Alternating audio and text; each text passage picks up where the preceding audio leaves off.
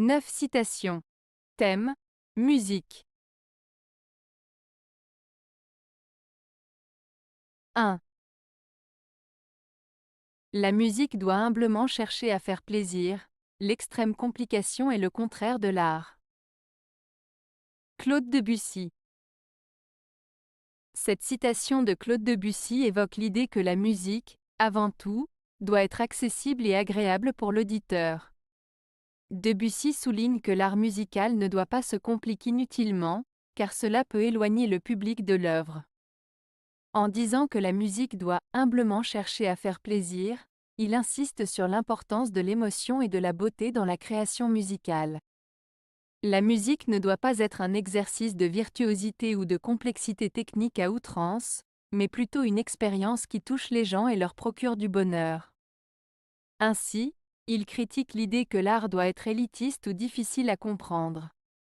Pour lui, l'essence de la musique réside dans sa capacité à communiquer des sentiments et à créer une connexion avec l'auditeur, plutôt que dans des compositions compliquées qui pourraient perdre leur sens ou leur impact. En résumé, Debussy prône une approche de la musique qui privilégie la simplicité, l'émotion et le plaisir. 2. La musique est une mathématique sonore, la mathématique une musique silencieuse. Édouard Herriot. La citation d'Édouard Herriot, « La musique est une mathématique sonore, la mathématique une musique silencieuse », met en avant le lien profond entre la musique et les mathématiques. D'un côté, il dit que la musique peut être vue comme une forme de mathématiques, car elle repose sur des structures, des rythmes et des harmonies qui peuvent être décrits par des nombres et des relations. Par exemple, les notes de musique, les intervalles et les accords peuvent être analysés mathématiquement. Les rythmes suivent des motifs précis, tout comme les équations mathématiques. De l'autre côté, il suggère que les mathématiques, bien qu'elles soient abstraites et silencieuses, peuvent être perçues comme une forme de musique. Cela signifie que les concepts mathématiques ont une beauté et une harmonie qui peuvent être appréciés, tout comme une mélodie. Les mathématiques peuvent évoquer des émotions et des sensations, même si elles ne produisent pas de son. En résumé, cette citation souligne que la musique et les mathématiques, bien que différentes en apparence, partagent des caractéristiques communes liées à l'ordre, à la structure et à l'esthétique. 3. Sans la musique, la vie serait une erreur. Friedrich Nietzsche. Cette citation de Friedrich Nietzsche souligne l'importance de la musique dans nos vies. En disant « Sans la musique, la vie serait une erreur », il exprime l'idée que la musique apporte une dimension essentielle à l'existence humaine. Voici quelques points clés pour mieux comprendre ce sens. 1. Émotion et expression. La musique est un moyen puissant d'exprimer des émotions. Elle peut évoquer la joie, la tristesse, la mélancolie ou l'espoir. Sans cette forme d'expression, notre vie pourrait sembler moins riche et moins significative. 2. Évasion et réconfort. La musique offre une échappatoire face aux difficultés de la vie. Elle peut apaiser l'esprit et apporter du réconfort dans les moments difficiles. 3. Connexion sociale. La musique rassemble les gens. Que ce soit lors de concerts, de fêtes ou simplement en écoutant une chanson ensemble, elle crée des liens et renforce les relations humaines. 4. Créativité et inspiration. La musique stimule la créativité. Elle inspire des artistes dans divers domaines, comme la peinture, l'écriture ou la danse, enrichissant ainsi la culture. En somme, Nietzsche affirme que la musique est fondamentale pour donner un sens à notre existence. Sans elle, la vie perdrait une part de sa beauté et de son intensité. 4. La musique est une prière muette de l'âme. Parce qu'elle est sans parole. Il y a dans le son plus d'âme que dans la pensée. Léon Tolstoï. Cette citation de Léon Tolstoï souligne la puissance émotionnelle de la musique. En disant que la musique est une prière muette de l'âme, il exprime l'idée que la musique peut transmettre des sentiments profonds et des émotions sans avoir besoin de mots. La musique, selon Tolstoï, est capable de toucher notre âme d'une manière que les mots ne peuvent pas toujours faire. Les sons et les mélodies évoquent des émotions, des souvenirs et des sensations qui peuvent être difficiles à exprimer par la pensée ou le langage.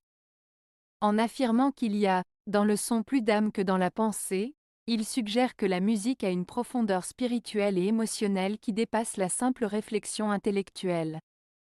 Elle peut parler à notre être intérieur et nous connecter à des expériences humaines universelles, ce qui en fait un art particulièrement puissant.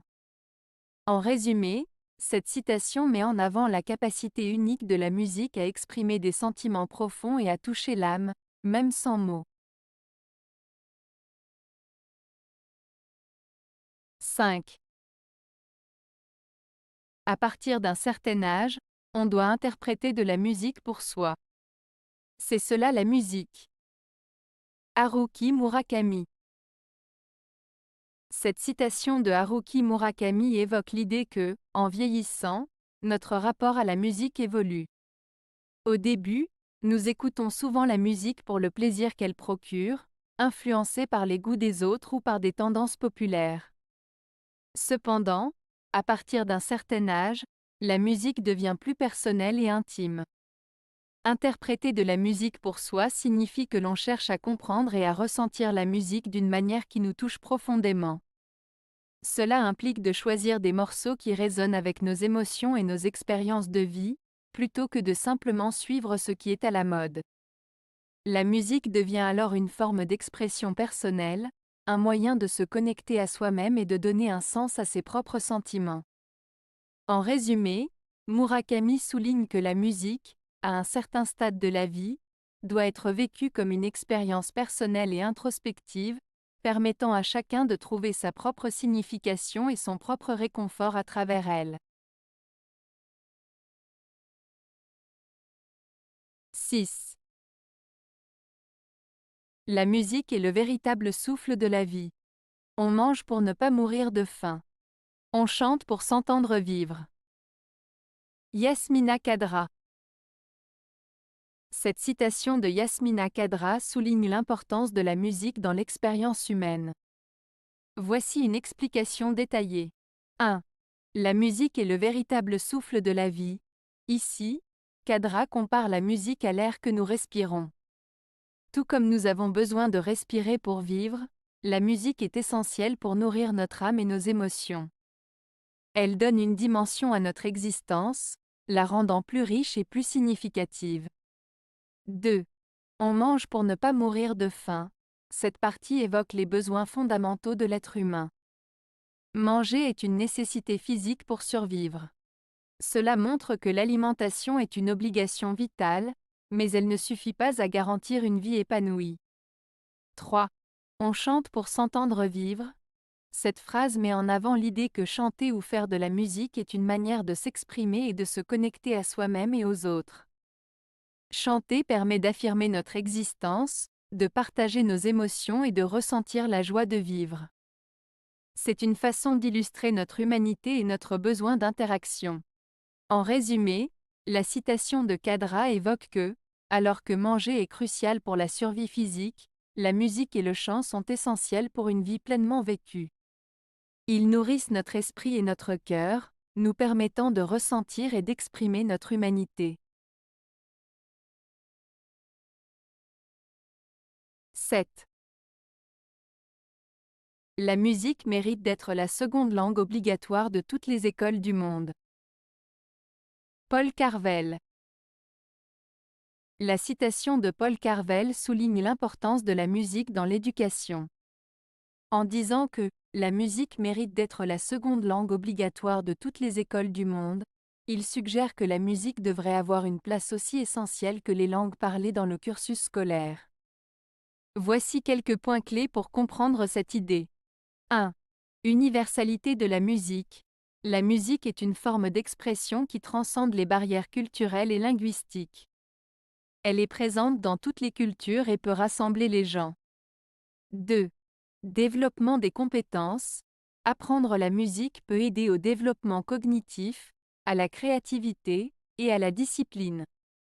Cela peut aussi améliorer des compétences comme la mémoire et la concentration. 3. Expression émotionnelle. La musique permet d'exprimer des émotions et des sentiments d'une manière que les mots ne peuvent parfois pas. Cela peut aider les élèves à mieux comprendre leurs propres émotions et celles des autres. 4. Apprentissage collaboratif. La musique est souvent pratiquée en groupe, ce qui favorise le travail d'équipe et la coopération entre les élèves. En somme, Carvel plaide pour que la musique soit intégrée de manière significative dans l'éducation, au même titre que les langues, afin d'enrichir l'expérience d'apprentissage des élèves et de les préparer à mieux interagir dans un monde diversifié. 8. Qui néglige la musique ignore l'approche du sublime. Louis Nucera. Cette citation de Louis Nucera souligne l'importance de la musique dans notre vie et son lien avec des expériences profondes et élevées, que l'on peut qualifier de sublimes. Lorsque Nucera dit que qui néglige la musique ignore l'approche du sublime, il suggère que ceux qui ne prêtent pas attention à la musique passent à côté de quelque chose d'essentiel. La musique a le pouvoir de toucher nos émotions, d'élever notre esprit et de nous connecter à des sentiments profonds. Le terme « sublime » fait référence à des expériences qui nous émerveillent, qui nous inspirent ou qui nous transportent au-delà du quotidien. En négligeant la musique, on se prive de cette capacité à vivre des moments d'intensité émotionnelle et de beauté. En somme, Nucera nous invite à reconnaître et à apprécier la musique comme un moyen d'accéder à des expériences enrichissantes et transcendantes. 9. Il est malheureusement nécessaire pour le théâtre, parfois, que poète et compositeur aient le talent de ne faire ni poésie ni musique. Giuseppe Verdi. Cette citation de Giuseppe Verdi souligne une réalité parfois douloureuse dans le monde du théâtre et de l'opéra. Verdi suggère que, pour le succès d'une production, il peut arriver que les poètes, les auteurs de textes, et les compositeurs, ceux qui créent la musique, doivent sacrifier la qualité artistique de leur œuvre. En d'autres termes, il est parfois nécessaire de privilégier des considérations pratiques ou commerciales plutôt que de viser l'excellence poétique ou musicale. Cela peut signifier que les artistes doivent faire des compromis pour répondre aux attentes du public, aux exigences du producteur ou aux contraintes de temps et de budget. Ainsi, cette phrase met en lumière la tension entre l'art et les réalités du monde du spectacle, où le succès peut parfois nécessiter des choix qui ne correspondent pas à l'idéal artistique. Avez-vous aimé la vidéo? Si oui, mettez un pouce vers le haut. Cela aidera la chaîne et aidera les autres à la trouver. Nous ajoutons plusieurs nouvelles vidéos quotidiennement. Abonnez-vous pour ne rien manquer.